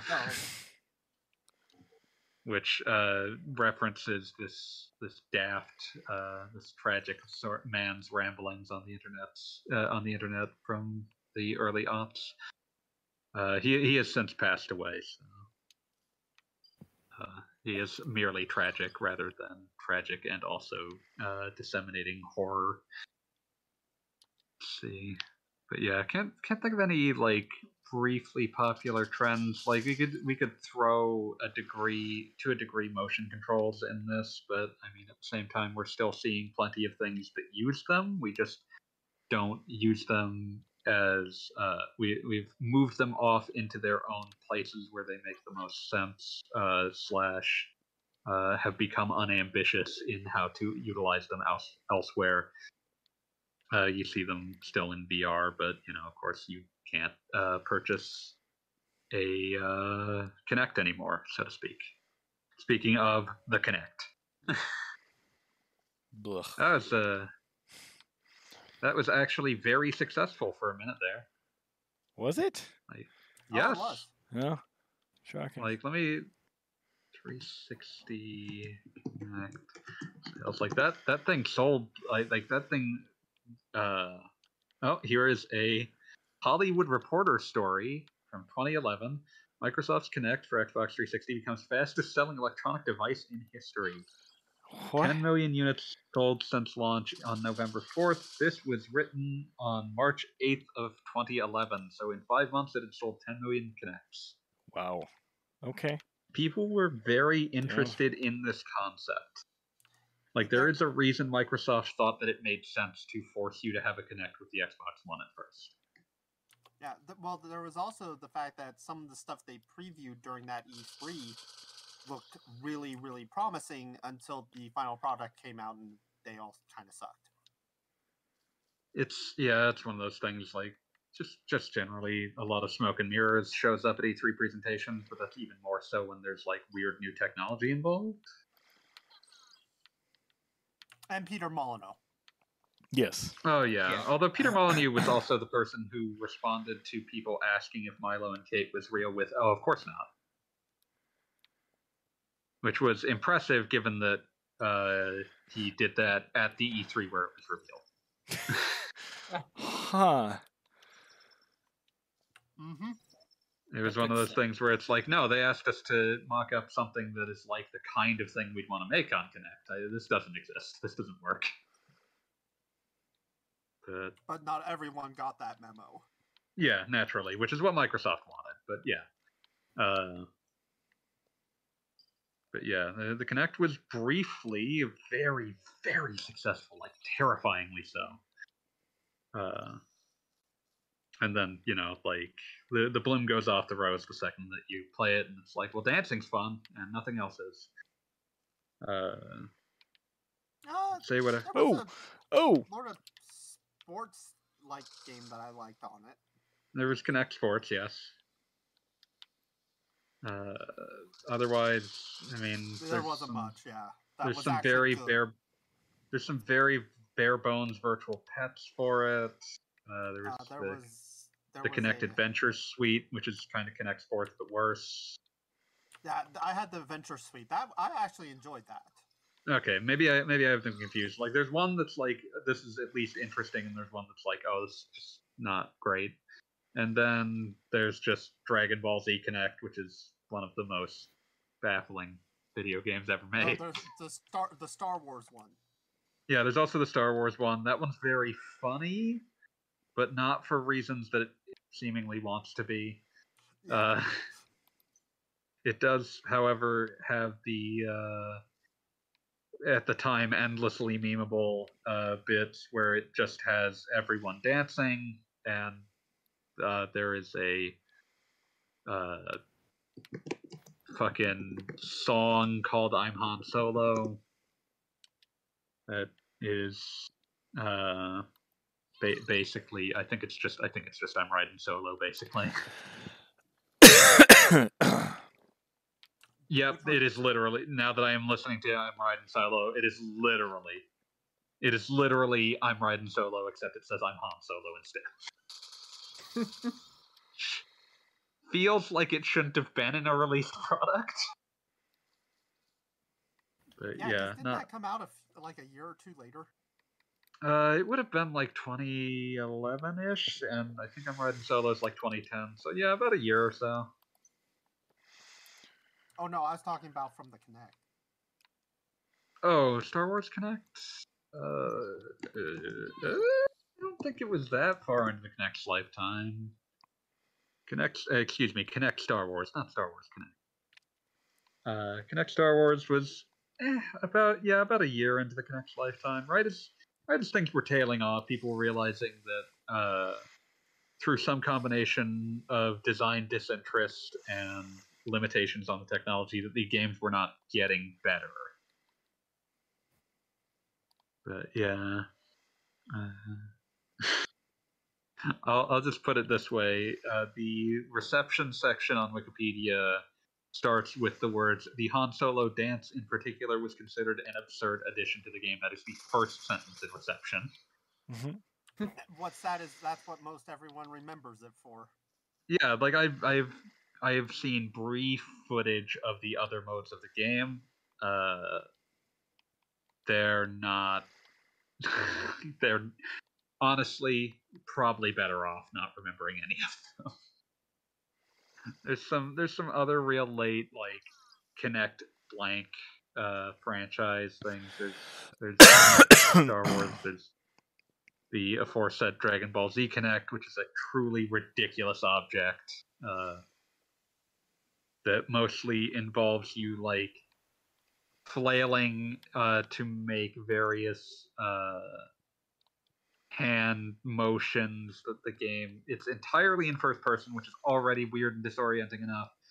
You flail at the Kinect to make weird hand motions, and then occasionally it has you put your hands out in like the same motions as like a Kamehameha or whatever. It's very silly, but I could see a child having fun with it. It's basically just something for a child to flail around in front of and watch Dragon Ball Z at the same time. And on that level, it succeeds. But yeah, otherwise, yeah, like the Kinect was very much the epitome of flash in the pan, but big deal for a time. I guess one last thing I can think of for this kind of thing is like going back to the first answer that I kind of had pulled out for this, is design trends wise, you will see certain subgenres emerge and dissipate, usually over the course of a console generation. So like for the entire, like after FF10, most PS2 RPGs on some level began to resemble it.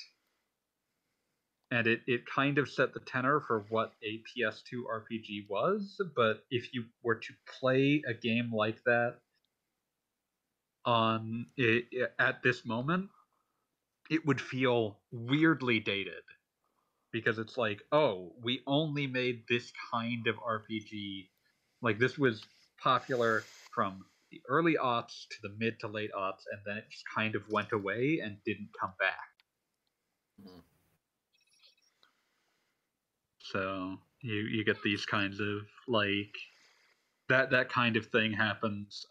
Halo completely killed the GoldenEye school of console first-person shooter, which was in turn the Halo version of such was killed by Call of Duty.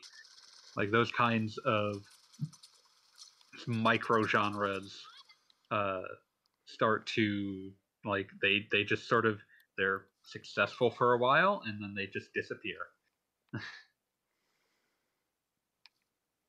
Yeah. And then others, like Final Fantasy Tactics, become the new norm. Yep. Although, I don't like, know, that new one they showed off today looked a little different. Dio Field At the Chronicles, same that time, is a weird we were just discussing how Triangle looked quite a bit strategy. like Is Final Fantasy. definitely Yeah, no, Yeah, so, triangle strategy goes back to the old Tactics Ogre and Final Fantasy Tactics, yeah. yeah. But And of course, you've had a long history of games biting pretty directly from like Fire Emblem over the many decades at this point. well, I mean, the dude who created it even put out the SRPG studio. He made a game in it, I think. No, he But, was yeah. also he made a game in it, and he was responsible for making it. But yeah, Shozo Kaga is a weird story. And then, but that new, I think the only strategy RPG I think kind of tried to do its own thing is what is it, Rondo of Swords? Never played that one. Basically the idea was that your party, the characters in your party could run through enemies and hit multiple enemies. Oh yeah, on I their remember movements. seeing this. Interesting.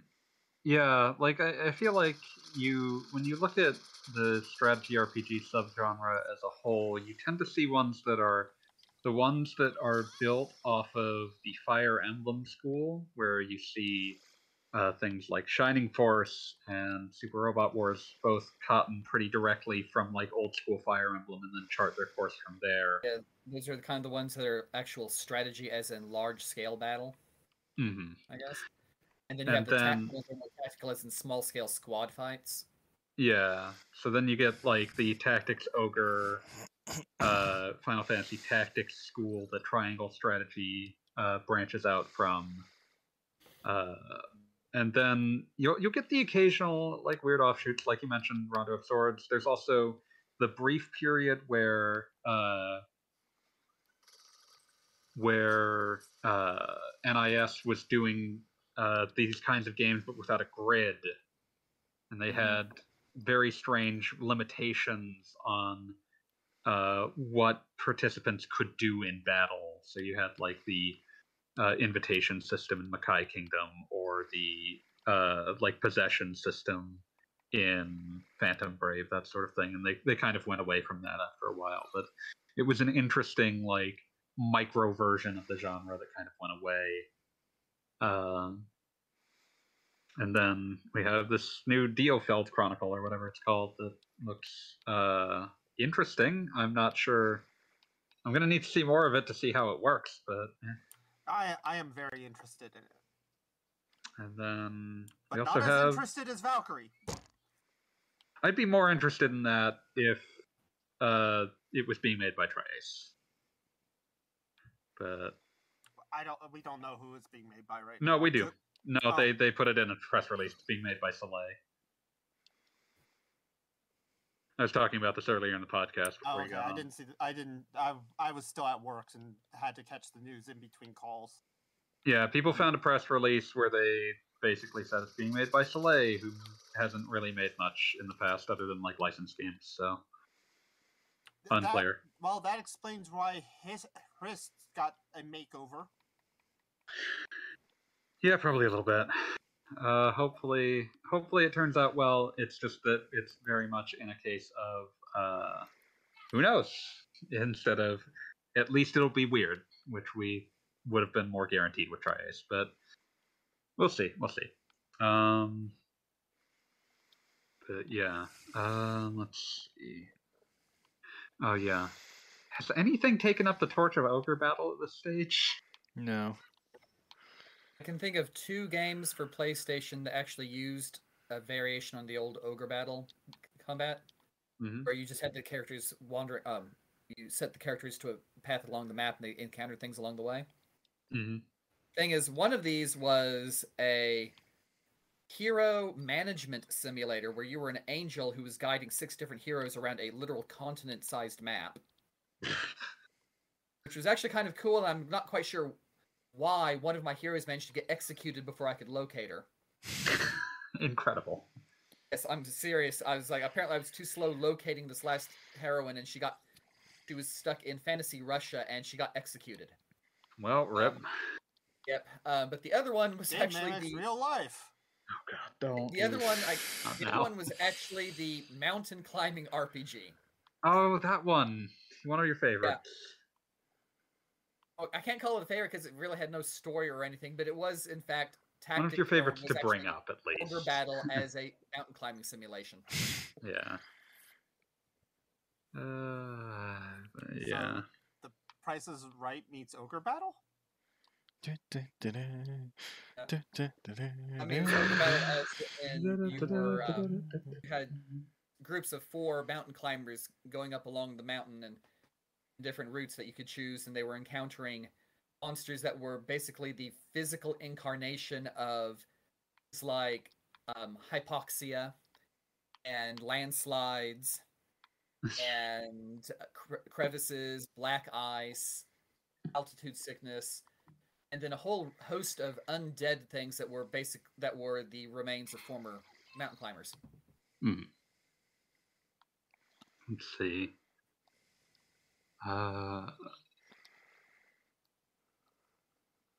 Yeah. Okay. We should probably hit at least a couple more questions, and the night wanders on. So, number 126.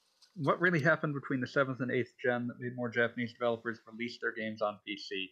The consoles became PCs. That's about it. Yeah. There's a greater equivalence between the console technology and the PC technology. Yeah, I mean, we went from, a lot of Japanese developers targeted their games at PS3 in that generation, and that meant that porting it to literally anything else was a giant pain in the ass. So anything that was not guaranteed to be a huge moneymaker for making that port suddenly stopped being a priority to make that port. That's kind of a big part of it. And then the PS4 and Xbone came out, and those are two of the most similar consoles that have ever been released. I think they are primarily separated by the Xbone has significantly lower memory bandwidth and a slightly differently. They are 2 different processors by the same manufacturer in the same line. I don't think that they're that different, but yeah, those were already both extremely similar to each other, and they were both x86 processor derivatives, which made them very similar to a modern PC. So it suddenly made perfect sense to port things to PC because, frankly, it did not. For the amount of extra cost it incurred, it was almost guaranteed to make its money back. And that was a big deal as games get more expensive, and they have only gotten more expensive. Are there any Japanese games that only released the PC port in the West? I think there's at least a few where I've heard of, because even now, Steam is still not a big deal in Japan. Super Robot Wars 30. Yeah, I don't know if that came out on Japanese Steam. I've not checked. But... Well, the question was only came out on Steam in the West. That only released the PC port in the West. That's yeah. Okay, so I don't know if there is a Steam release of it in Japan either. Okay, I slightly misunderstood that, but it did only come out on Steam in the West. Yeah, that is a case where we only got the Steam version in the West for reasons that honestly baffle me, but whatever. You have a complete localization. I don't know why you wouldn't release a digital version on PS4 and Switch. That doesn't make any sense to me. But I'm sure it makes sense to them for some reason. Honestly, it might even be some complicated tangle baby. of the console rights to the games were sold, but not the PC versions. What was that? I was just saying hello to Heavy and chat. Ah, gotcha. Hello, Heavy. But yeah, off the top of my head, I don't think guys keep enough track of the Steam PC store to say for certain if there are any major games that were released on I don't have a Japanese Japanese account on it, so yeah, thought so. So yeah, it's just it's still not a huge deal in Japan. It's now a niche that is worth serving much more so to them. So that's what we get. I mean, I'm looking at my Steam library, and I'm just like, I don't know. Yeah, we would have to actually go digging through Japanese Steam, and it would be probably just a giant pain in the ass. Yeah, but I maybe mean, the someday. only one I really like know 100% for sure was SRW30. 127. In your opinion, what's the logic behind putting a download code for a game in a full-size physical box? At that point, the publishers could have saved money by only printing a gift card. It's even weirder if the download code is put into a collector's edition like Sonic Mania. I think the thing about this is twofold. One is probably to some degree a misunderstanding of people who like physical cases. I think that there is like a failure to understand that they like the physical game that goes in the physical case, Right. probably as much as, if not more so. So like the thought process of, well, like these people like the physical games, so we'll just give them a box with their download like code. this shiny like copy of Scott Pilgrim. Yep. In any case, so that's Or probably part of it. But this weirdo release of Dark Souls with the DLC on PS3 that didn't come out in the US apparently. How many damn things did you buy? It's not important. You really want the answer to that? Or yeah, we don't want it. Or this collection of the entirety of Sonic Boom, a wonderful cartoon. Okay, I'm gonna. That's not a game. First of all, second of all, that's that collection. They didn't give you like a download code in a box in that. I have no idea what you're talking about now or why. I'm just grabbing random things that happen to be near me, or this magic, Okay, this deck of magic cards. I'm officially cutting you off because I'm going to actually make a semi-cogent point. The other thing about this is the gift card section is a much smaller section with much less shelf space, and the whole point of these boxes is to give them shelf presence so that people who don't know what the game is are aware it exists. Shelves are ads, and having boxes on shelves is an important part of advertising.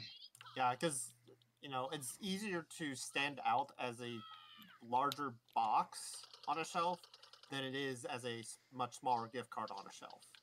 Yeah, which gets put into like a small place where those gift cards are not typically where people go looking for like a specific product. They're usually looking for currency. So putting your game there is honestly putting it in front of eyes who are not interested in it as much. Although, admittedly, I was at Walmart just the other day, and their Switch section is kind of just half of it's gift cards and half of it's cases.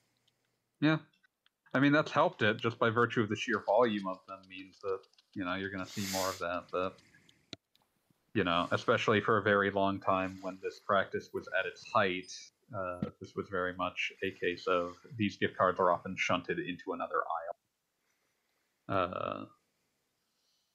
But the other thing I was going to say about it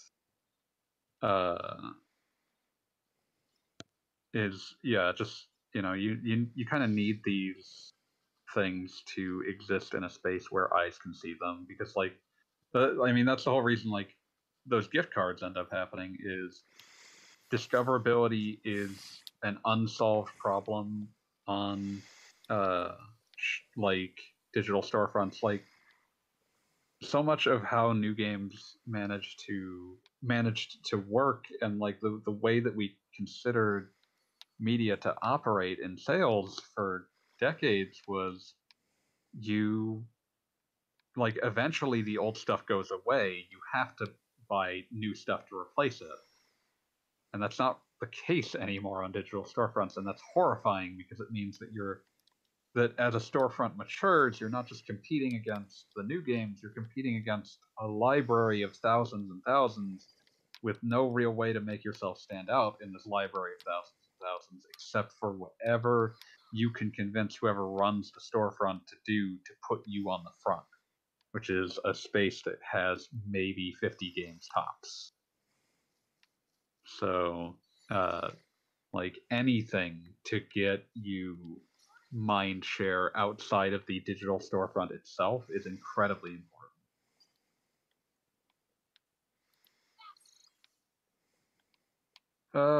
Here's one we probably all got some regrets for.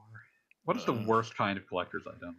It's for me, it's pins. So you can't display them easily like statues, and I don't love my games that much to wear them on my clothes. I have had so many collector's editions with pins, and I don't know what the hell to do with them. Corkboard. That is what they're for. I've got a nice bag full of little can badges that I picked up from Tokyo Game Show years ago, and I use them for decoration sometimes. They're cute little things. I'm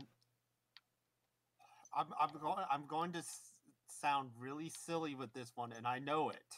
And everyone probably is going to be like, "Yeah, why didn't I think of that?" The stupid punching puppet from Lunar 1.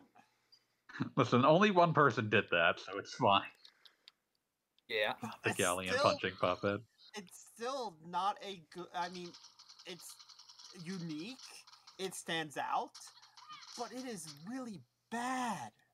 Because there's no easy way to display it. Like, even the pins, you can get like a corkboard or something, display them that way.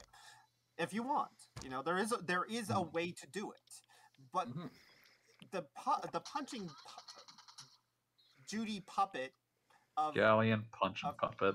Yeah, well, I mean, it's a punching Judy.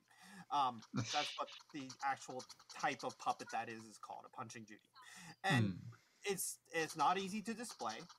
It's kind of unwieldy, and let's just face it, it's just kind of bad.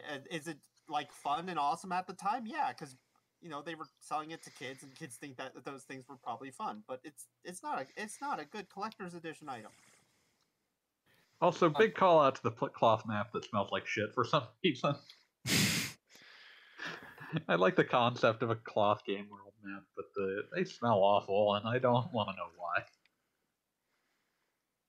Something about the way they're manufactured is concerning. Reasons. Okay, I'm remembering a bit of an item that I got from a Tokyo Game Show. It was basically the head of this Korean smart pad game, Hero Square. It was the head of the main character on a stick. That's a weird choice. Huh. The thing is, I've gotten so much mileage out of this thing in my children's lessons. Just he's a character. He's the hero, but he's scared of everything. So I use him for all the Halloween lessons where he is scared of the witch, he's scared of the cat, he's scared of this, he's scared of that, and it works really well. Yeah, I could probably make use of that punch doll too. Oh, as a teacher, I'm not a teacher, but because you are a teacher, I could guarantee you could find out a use of anything in this world. Not because you need to, but because sometimes as a teacher you need to be able to be flexible in how you teach, because not all children learn the same way. Or, as in one case, the lesson for be verbs and past tense and future in the book involved tadpoles and caterpillars, and all the little elementary school girls were just like, ew, yuck, don't want to look at it. So I ended up converting the lesson to run on Pokemon cards. And it worked so well that I kept doing it afterwards. Nice. So I have over 700 Pokemon cards at this point. All of them monster cards. Just for this particular kind of lesson. And I have even done it with junior high school students. They love it. Perfect. What was the thing I was going to say? I I remember praise your teaching skills, Michael. way back in the day, in the height of the PS2 era's nonsense, I would read about like the strangest things being included in limited edition PS2 games in Japan. I seem to like, I really wish I'd grabbed the special edition for Metal Max 2 Reloaded, because it had a mug in the shape of an oil can. Oh, that's I'd And this drink makes from no that. sense unless I'd you've drink played from the that. series enough to realize that whoever designed this game originally just really loved oil drum cans. And they're a running joke in the games. I did get the special edition for Metal Max 4 with the manga, Nice. which was actually kind of cool.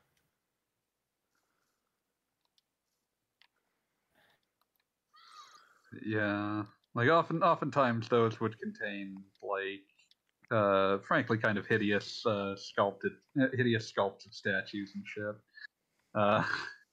Still do sometimes. Yeah. I seem to recall one of the more like absurd ones came with like a miniature bicycle. But yeah, just real dopey shit. But yeah, like that was a choice. That was a series of choices. But yeah, like you would get these kinds of things, but those are non-general. I'm always of two minds with. You'll sometimes see things, just about anything coming with stickers, because at the same time, I like stickers, but I also like feel bad when I stick them places. So I'm always at a crossroads with them. Yeah. They're too Problem with ephemeral. stickers is they get used. Yeah. So instead, I do something stupid like frame them. Nice. But yeah. I had a collector's edition come with a record. Yeah, good luck with that. Yeah. Yeah. Oh. You could be the next DJ at a party. No. You know, scratch that record. I'm not recommending you do this. Remix some Hyper Dimension Neptunia beats, because that's what it was I from. I don't think that there's a party that wants both a DJ and Hyperdimension Neptunia beats. I know people. It sounds like a challenge. It doesn't sound like the sort of people who get together at a party to listen to a DJ. It sounds like a challenge. Sounds like a bad challenge. Well, I didn't say it was a good challenge. Yes, correct. What kind of challenge would it be if I wanted to one? I wanted to bring up one of these that sticks out. I'm laughing over here. I wanted to bring up one of these that always will live forever in my head.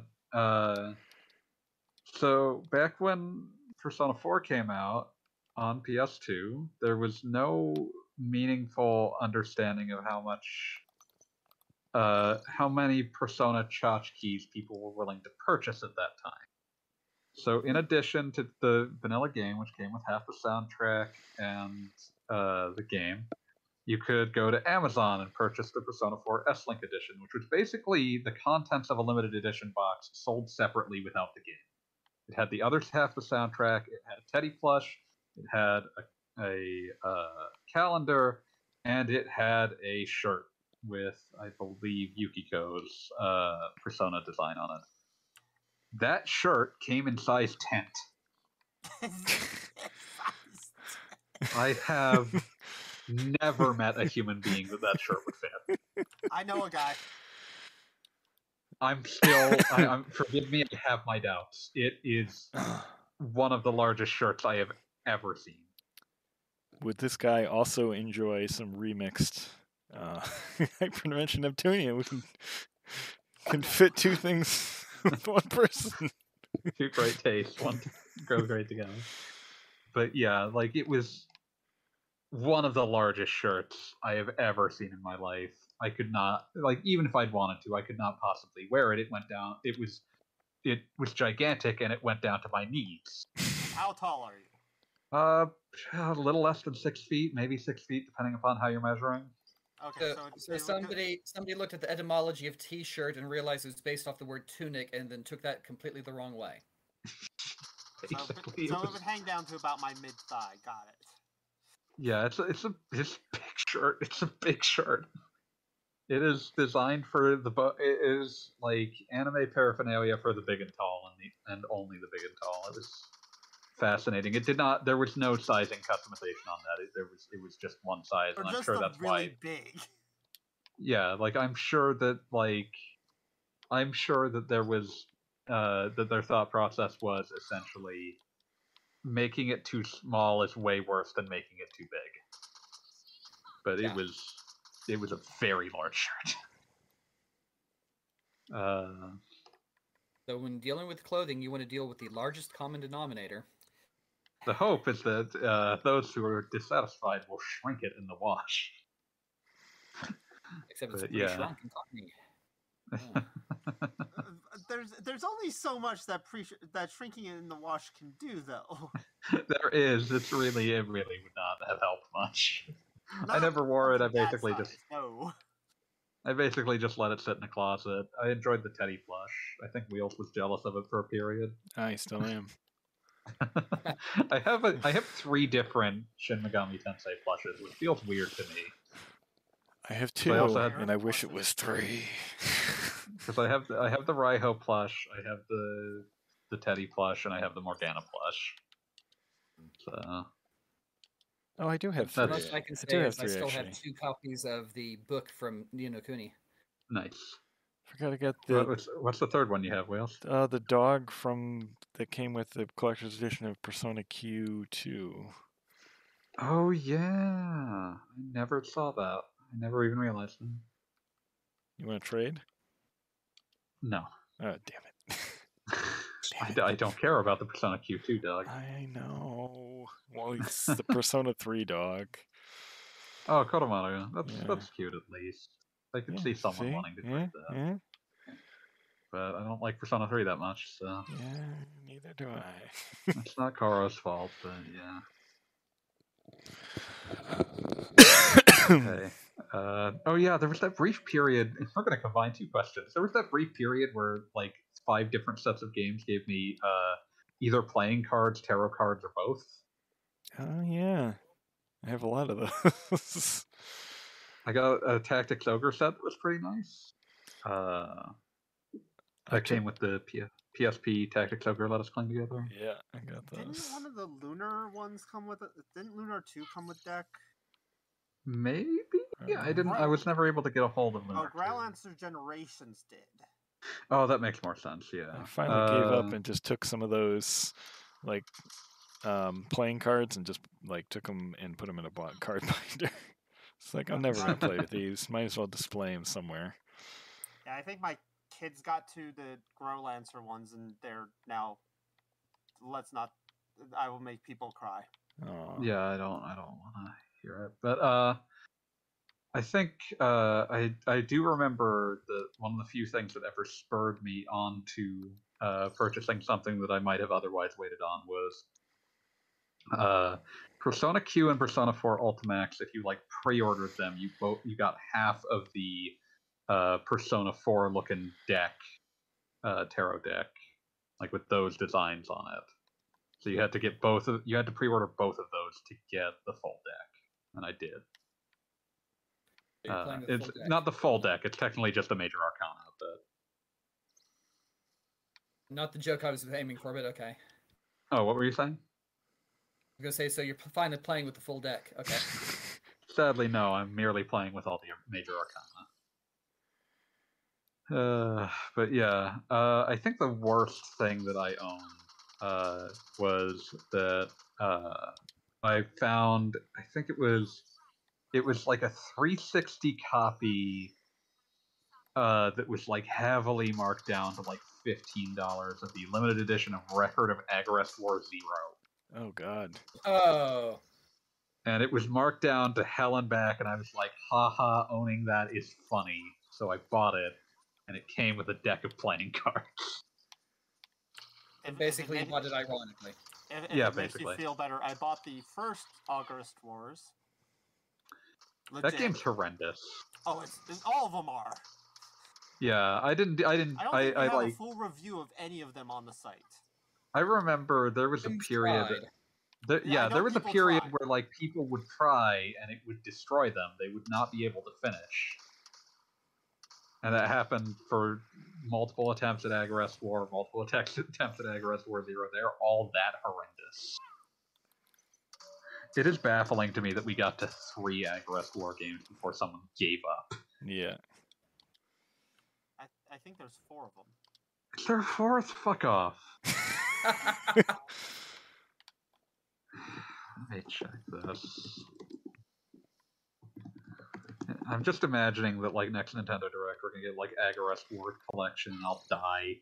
Yeah, there's Agarest Generation of War, Agarest Generations of War 2, Agarest Generations of War 0, and Record of Agarest War Marriage.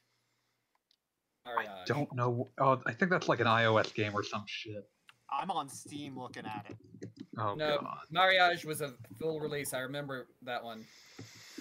Ugh. Oh, yeah, it only has 1 R. That's weird. Because they use everything about those is weird. Yeah. And for some reason, buy Agarest Series Complete Set Bundle. That's maybe the worst use of $35 or $70 when not marked down. Jesus. I would honestly recommend lighting your money on fire instead.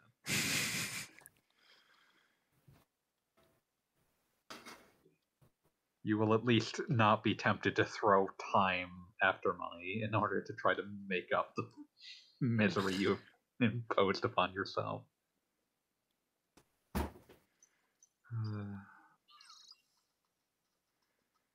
By the way, looking at these release dates, we're probably set soon for a new one. Oh, no, stop. I beg of you to shut the fuck up before you will it into existence. True. Like anyways, going back to the thing, I actually bought the first one. Legit. I was actually kind of excited for it. I was like, ooh. It's not the worst idea. You got tactic battles. Like, hey, it's an RPG. It's something for my 360. I don't have a lot of games for it, so pick it up. Can't be any worse than Operation Darkness, which I also own. Oh God! Yeah, that's why I was trying to hurt you. I think I got 3 maps in when a landmine destroyed one of my characters, and that was hidden by snow, and there was you knew there were landmines on the map, but there was no way you knew where they were.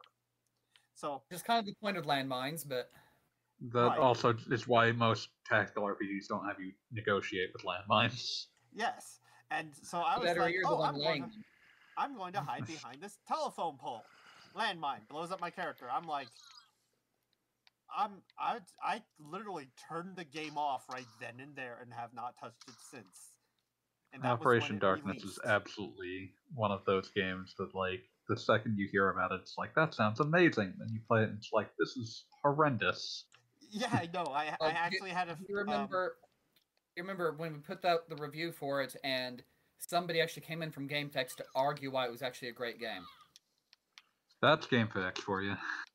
And there was this small flame war on the forums for like a few days where it's like this guy was touting his credentials at being great at strategy games, including, like, I think he quoted Thrakia 667, things like that. And everyone was just like, sure, dude, whatever. I'm glad that you found your grognard game of choice, but at the same time, like, that doesn't change how the reviewer felt about it. I vaguely remember that because I was one of the people that's like, dude, I played this. I got blown up by a landmine hidden in snow right behind a telephone pole that I was going to use for cover. That is complete and utter BS. Arbitrary. So anyways, going back. So but to this day, I use that booby mouse pad every day. That's how you keep your wrists intact in these harsh times and these harsh climes. Yeah. Well, I don't even use the wrist rest part because of the I don't actually need it. I if you ever see like me hold up just a middle finger, you will understand why of how, because I have very long, skinny hands. So I actually, my wrists actually rest very natural on a desk, so I don't need the extra support because of how long my fingers are. Spindly. Very. Evolution in action. You have Perfect started for to begin manual to evolve for a dexterity. PC environment. Apex Maybe. Predator. I mean, I was using PCs ever since I was 4. The PC Apex Predator. But, I'm a shitty gamer, yeah. but...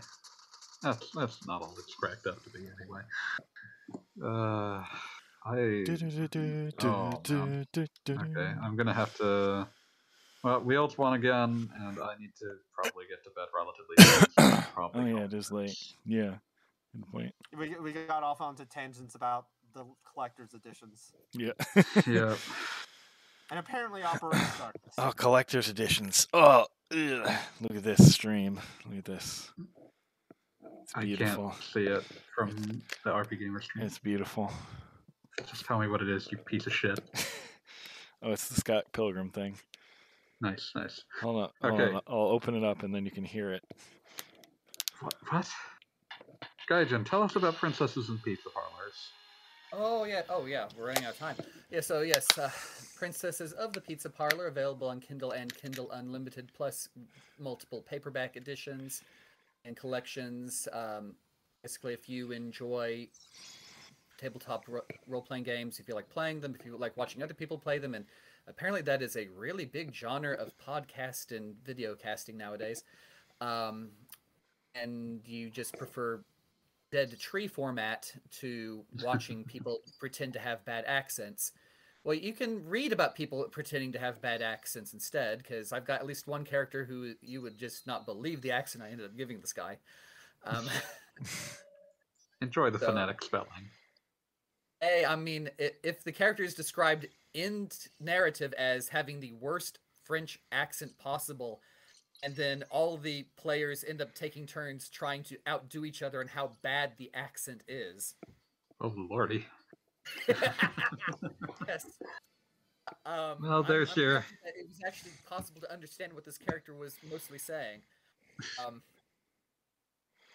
Yeah. But yes, if that sounds like fun, check it out. Michael Yadimuzu, Princesses of the Pizza Parlor.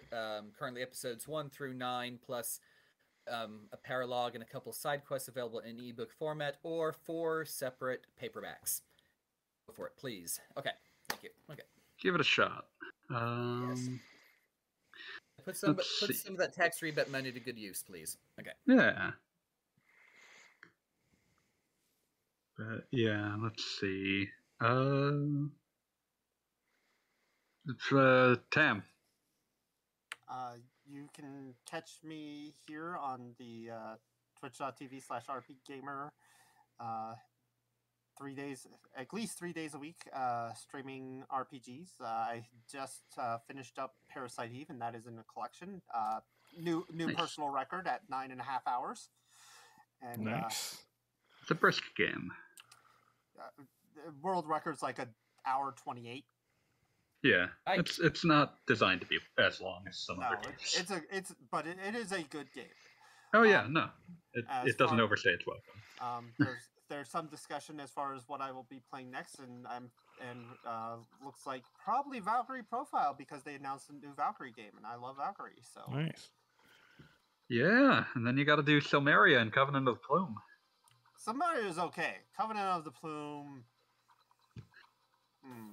I think Covenant of the Plume owns personally, but I can get through the first chapter, and after that, I just want to go bury it in a ditch somewhere. Wow, harsh. And I can do that. I live in New Mexico. Wow. You're gonna go to the ET landfill. Yeah, the ET landfill is not that far from me. Don't do it. It's a good game. And really, the ET landfill is actually not very far away. I know. Oh no, trust me, I know. There's also a lot of copies of Defender and Atari 2600 Pac-Man on that. But yeah. So yeah, you can check that archived Parasite Eve playthrough. Do you have any plans for what you'll be streaming next? Valkyrie Profile. Oh yeah, brain not work. Well, I did try and stream it once before, and then I messed up the playthrough, and I took a break from it, and now I'm going back because it's like Valkyrie Profile. I love Valkyrie Profile. I'm going to play it again. I will. By my side, my noble Einherjar. Just call the chat your Einherjar. It'll be great. But Einherjar? Come to me, my Einherjar. Battle awaits. By my side, my noble Einherjar. But yeah. Come to me, Dark Warriors. Yeah, get used to that. And the entire cast of the original Pokemon dub. Although Valkyrie Profile is actually not bad. Yeah, it's the original Pokemon cast. They're not bad voice actors. It's just weird to hear them here. But yeah, so give that a look. There's plenty of other good streams happening on the RP Gamer channel as well, but Tam's our special friend, so... yeah, definitely check, and yeah, you can check out everyone, not just me, Scar, JC Servant as well. So, a lot of good content. Yeah, and we even stream on it occasionally, don't we, Wheels? Yes, Sunday Night Shenanigans, which this Sunday will be Persona 4 Ultimax.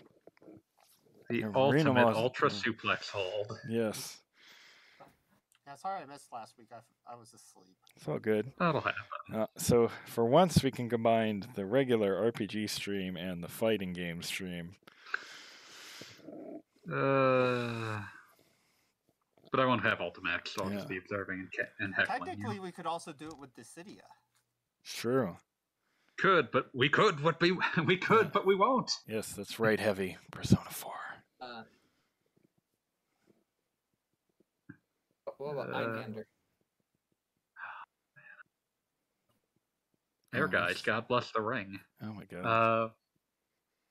But yeah, so catch us on at Sunday nights, typically around midnight Eastern. Sunday night going into Monday, midnight Eastern, 9 p.m. Pacific. If you want to catch us during the streaming of this episode recording, which happens typically every Wednesday, again around midnight going into Thursday Eastern, 9 p.m. Pacific, you can. We always love to have people in the chat on either twitch.tv/rpgamer or twitch.tv/askwheels, where Wheels will very occasionally also stream other things. And by very occasionally, I mean every few nights you'll play some Battle Royale game I don't care about. And then we'll yell at him that he still has like Resident Evil 7 and 8 to finish. I think there was one night or two where he did Elden Ring recently. Yes. It's true. That did happen. But yeah, so check those streams out. You can ask us questions like dear friend Fireminer did, as well as the lovely people in Wheels' chat this week did. But you can ask us questions by entering that chat, as mentioned, or you can ask them in the Discord. The RP Gamer Discord is a lovely community. Whether you want to ask us questions or not, you can join it by going to RP Gamer and clicking the community tab. That will take you to the Discord invite. A lot of great people there, all in sundry topics, RPG or otherwise. Lovely place, highly recommended, good community. Or you can ask us questions by placing them underneath